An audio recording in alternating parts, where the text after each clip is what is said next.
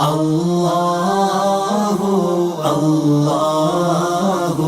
اللہ۔ دنیا کی مصیبتوں کے بارے میں جو رب کریم یہ ارشاد فرماتا ہے، ما من مصیبت فبما کسبت ایدیکم، اے لوگو تم کو جو یہ مصیبتیں پہنچتی ہیں یہ دراصل تمہارے اپنے ہاتھوں کی کمائی ہے، یہ تمہارے اپنے کالے کرتوت ہیں۔ تو یہ مصیبتیں دراصل بدعمالیوں کی وجہ سے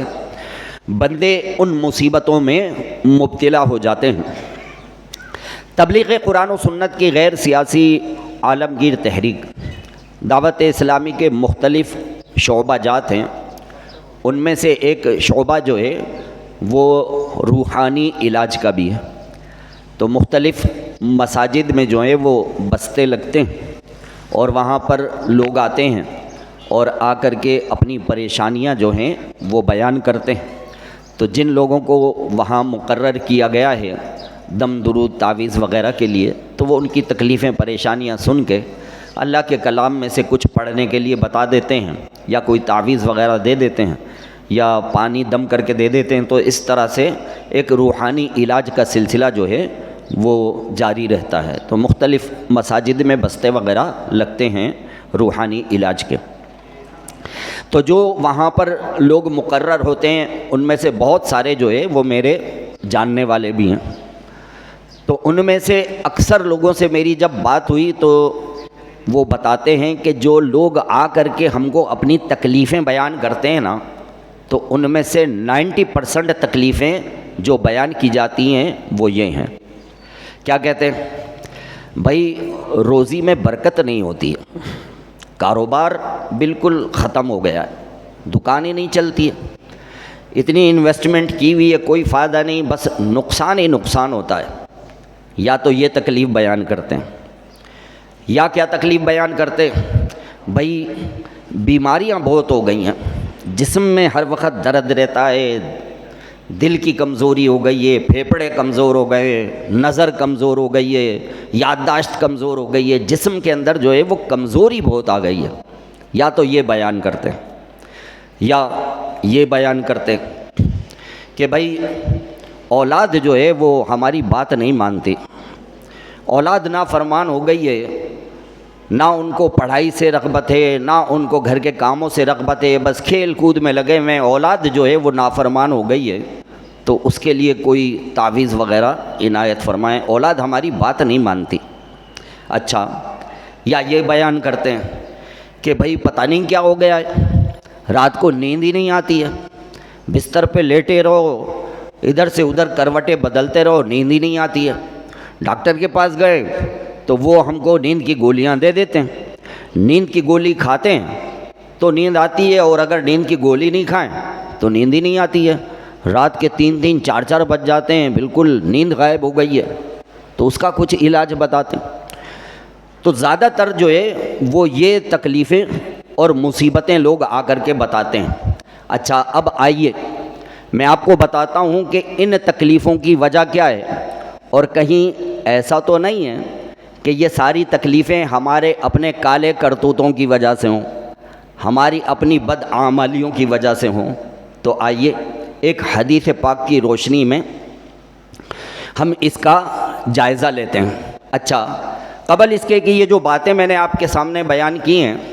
اس سے پہلے ایک چیز اور بیان کروں۔ ساری دنیا میں ایک انڈسٹری ہے، اس کو کہتے ہیں کاسمیٹکس انڈسٹری۔ یہ کاسمیٹکس انڈسٹری کیا ہوتی ہے؟ یہ ساری دنیا میں عورتوں کو میک اپ کا سامان بیچتی ہے۔ اچھا، اب مردوں کے بھی میک اپ کے سامان آ رہے ہیں، مردوں کے فیس واش آتے ہیں، مردوں کے گورا کرنے کی کریمیں آتی ہیں، لوگ جاتے ہیں جناب سیلون پر اور وہاں جا کر کے خوب گورا ہونے کے لیے مساج وغیرہ کرواتے ہیں، کریمیں لگواتے ہیں کہ ذرا چہرہ جو ہے ذرا رونق والا ہو جائے۔ تو یہ کاسمیٹکس انڈسٹری جو ہے یہ دنیا کے بہت بڑی ایک انڈسٹری ہے۔ حضور نبی کریم صلی اللہ تعالیٰ علیہ وآلہ وسلم ارشاد فرماتے ہیں کہ جو شخص فجر کی نماز کو چھوڑ دیتا ہے اللہ تعالیٰ اس کے چہرے کی رونق کو زائل کر دیتا ہے۔ چہرے کی رونق اللہ تعالیٰ نے فجر کی نماز میں رکھی ہے۔ فجر کے وقت جب بندہ اٹھتا ہے، فریش ہوا ہوتی ہے، تازہ ہوا ہوتی ہے، اور اس کے اندر جب وہ سانس لیتا ہے، صبح تازہ تازہ وضو کرتا ہے، وضو کر کے جب وہ نماز پڑھتا ہے تو وہ جو صبح کی تازگی ہے اس کا سب سے پہلا اثر اس کے چہرے پہ ہوتا ہے۔ اور چہرے پہ کیا اثر ہوتا ہے؟ فجر کی نماز کی وجہ سے چہرے پر نور آتا ہے۔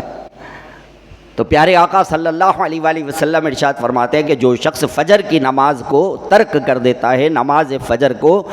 چھوڑ دیتا ہے، اس کے چہرے کی رونق جو ہے وہ زائل کر دی جاتی ہے۔ اب فجر کی نماز پڑھنی نہیں ہے اور چہرے پر نحوست آ گئی ہے، اب لگاؤ بھائی، جتنی بھی کریمیں لگانی ہیں لگاؤ، جتنے فیس واش سے منہ دھونا ہے دھو، جتنے بھی اچھے مہنگے مہنگے صابنوں سے منہ رگڑنا ہے رگڑو، کبھی چہرے پہ رونق آئے گی نہیں جب تک کہ فجر کی نماز نہیں پڑھو گے۔ اس لیے کہ فجر کی نماز میں اللہ تبارک و تعالیٰ نے جہاں دیگر برکتیں رکھی ہیں ان میں سے ایک برکت یہ بھی ہے کہ فجر کی نماز پڑھنے والے کے چہرے پر اللہ تعالیٰ نور عطا فرماتا ہے۔ پیارے نبی صلی اللہ تعالیٰ علیہ وآلہ وسلم ارشاد فرماتے ہیں کہ جو شخص ظہر کی نماز کو ترک کر دیتا ہے اللہ تبارک و تعالیٰ اس کی روزی میں سے برکت کو ختم کر دیتا ہے۔ روزی کی برکت جو رکھی ہے رب کریم نے وہ ظہر کی نماز میں رکھی ہے۔ ظہر کی نماز کی پابندی کریں، نماز باجماعت ادا کریں، اللہ تعالیٰ کی بارگاہ میں ہاتھوں کو اٹھائیں، اپنے لیے روزی روزگار کا جو ہے وہ سلسلہ اور دعا مانگیں۔ نماز ظہر کی برکت سے اللہ تبارک و تعالیٰ روزی میں برکت عطا فرمائے گا۔ اب ظہر کی نماز پڑھنی نہیں ہے، اب جا کر کے بس ادھر ادھر لوگوں سے جو ہے وہ اپنے دل کے پھپھولے جو ہے وہ ان کے سامنے رکھنے کہ بھائی پتہ نہیں کیا ہو گیا ہے، کاروبار میں مزہ نہیں ہے، دکان چلتی نہیں ہے، ٹھپ ہو گئی ہے، اتنی انویسٹمنٹ کی ہے، کوئی فائدہ نہیں ہوتا، تو ظہر کی نماز پڑھنی نہیں ہے، روزی میں برکت ختم ہو گئی، اب جاؤ لوگوں کے سامنے شکایتیں کرو، کچھ بھی کرو۔ اللہ تبارک و تعالیٰ نے ظہر کی نماز میں روزی کی برکت رکھی ہے۔ پیارے آقا صلی اللہ علیہ وآلہ وسلم ارشاد فرماتے ہیں کہ جو شخص عصر کی نماز کو جان بوجھ کر چھوڑ دیا کرتا ہے اس کے جسم سے طاقت کو ختم کر دیا جاتا ہے، جسم میں کمزوری آ جاتی ہے۔ اب عصر کی نماز ہم نے پڑھنی نہیں ہے اور عصر کی نماز کے وقت ہم نے بس اپنی دکان اور دوستوں کی محفلوں کو سجانا ہے، تو جسم میں کمزوریاں آ گئی ہیں، بیماریاں لگ گئی ہیں۔ اب جاؤ لوگوں کے سامنے جا کر بیان کرتے رہو کہ جسم کمزور ہو گیا ہے، آنکھیں کمزور ہو گئی ہیں، دل کمزور ہو گیا، پھیپھڑے کمزور ہو گئے، دماغ کمزور ہو گیا۔ تو رب کریم نے عصر کی نماز میں جو ہے وہ جسم کی راحتیں رکھی ہیں کہ جو عصر کی نماز پڑھتا ہے اس کی برکت سے اللہ تعالیٰ اپنے بندوں کو بیماریوں سے شفا عطا فرماتا ہے، اس سے بیماری کی تکلیف کو دور فرماتا ہے۔ تو عصر کی نماز پڑھیں، جماعت کے ساتھ اس کی پابندی کریں، اللہ تعالیٰ کی بارگاہ میں دعا کریں، پھر دیکھیں کس طرح سے آپ کی تکلیفوں کو اللہ تعالیٰ آپ سے دور فرمائے گا۔ پیارے آقا صلی اللہ تعالیٰ علیہ وآلہ وسلم ارشاد فرماتے ہیں کہ جو شخص مغرب کی نماز کو جان بوجھ کر چھوڑ دیتا ہے، مغرب کی نماز کو ترک کر دیتا ہے، اس کو اپنی اولاد سے کوئی فائدہ نہیں ملے گا، اولاد نافرمان ہو جائے گی۔ اب دیکھیے کہ نماز ہم نے پڑھنی نہیں ہے، مغرب کی نماز کے وقت تو ہم نے جو ہے وہ اپنے دوستوں کی محفلوں کو سجانا ہے، نماز کی طرف آنا نہیں ہے، تو اولاد نافرمان ہو جائے تو اب جائیے لوگوں کے پاس شکایتیں کرتے رہیں کہ اولاد ہماری بات نہیں مانتی ہے، اولاد نافرمان ہو گئی ہے۔ تو رب کریم نے مغرب کی نماز کے اندر یہ برکت رکھی ہے کہ جو شخص مغرب کی نماز پابندی کے ساتھ پڑھتا ہے، باجماعت پڑھتا ہے، اللہ تبارک و تعالیٰ اس کی اولاد کو فرما بردار بنا دیتا ہے، اس کی اولاد اپنے ماں باپ کا کہنا مانتی ہے۔ اسی طرح پیارے آقا صلی اللہ تعالیٰ علیہ وآلہ وسلم ارشاد فرماتے ہیں کہ جو شخص عشاء کی نماز کو جان بوجھ کر چھوڑ دیتا ہے، عشاء کی نماز کو ترک کر دیتا ہے تو اس سے نیند کی راحت کو ختم کر دیا جاتا ہے، اس سے نیند کی راحت اٹھا لی جاتی ہے۔ تو اب لوگ جاتے ہیں، جا کر کے ڈاکٹروں کے پاس لائنیں لگا کر کے بیٹھے ہوتے ہیں، روحانی علاج والوں کے پاس جاتے ہیں کہ بھائی کوئی دوا دو، کوئی دم درود کرو، نیند نہیں آتی ہے، آدھی آدھی رات تک کروٹیں بدلتے رہتے ہیں اور نیند جو ہے وہ غائب ہو گئی ہے۔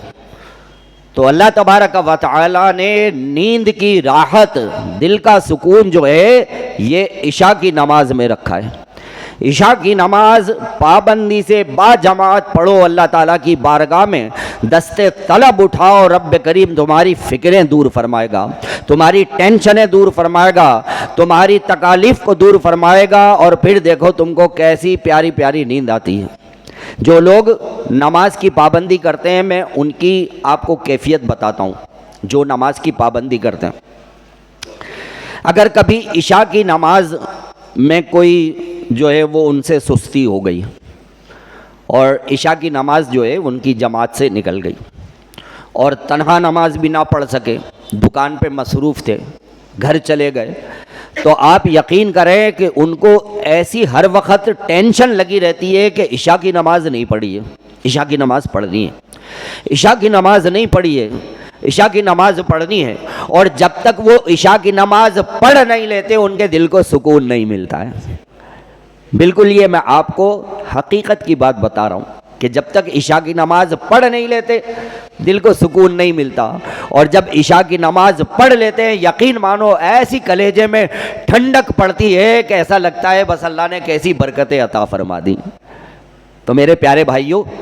جو یہ رب کریم ارشاد فرماتا ہے ما من مصیبت فبما کسبت ایدیکم، اے لوگو تمہیں جو یہ مصیبتیں پہنچتی ہیں دراصل یہ تمہارے اپنے ہاتھوں کی کمائی ہے، یہ تمہارے اپنے کرتوت ہیں۔ تو یہ دنیا کی 3-4 مصیبتیں اور تکلیفیں میں نے آپ کے سامنے بیان کی جن میں اکثریت لوگوں کی مبتلا ہے۔ تو اگر ہم یہ چاہتے ہیں کہ ہمارے چہرے پہ اللہ تعالیٰ نور عطا فرمائے، اگر ہم یہ چاہتے ہیں کہ رب کریم ہماری روزیوں میں برکتیں عطا فرمائے، اگر ہم یہ چاہتے ہیں کہ اللہ تعالیٰ ہمیں بیماریوں سے شفا عطا فرمائے، اگر ہم یہ چاہتے ہیں کہ ہماری اولاد فرما بردار ہو جائے، اگر ہم یہ چاہتے ہیں کہ ہمیں دلی سکون ملے اور رات میں ہم جب بس بستر پر لیٹیں تو ہمیں سکون کی نیند آئے، 5 وقت نمازیں با جماعت پڑھنے کی عادت ڈال لیجئے۔ فجر کی نماز پڑھیں گے چہرے پر نور آئے گا، ظہر کی نماز پڑھیں گے روزی میں برکت ہوگی،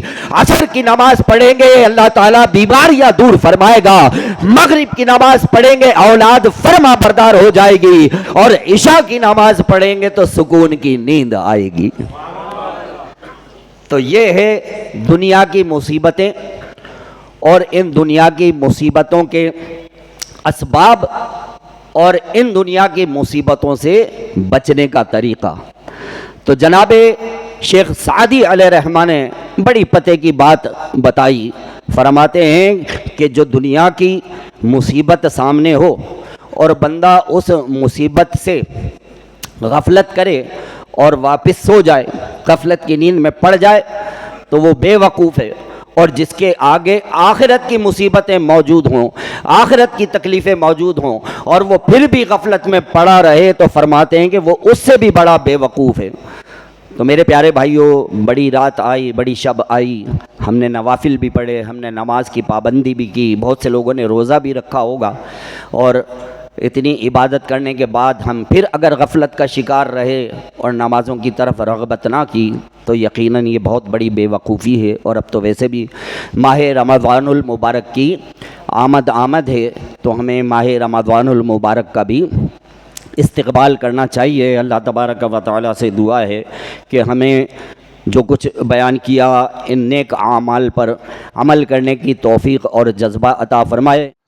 اگر آپ کو یہ ویڈیو پسند آئی ہو تو اس ویڈیو کو لائک کریں، کامنٹس کریں، شیئر کریں اور میرے اس چینل کو سبسکرائب کریں۔ جزاک اللہ خیرا۔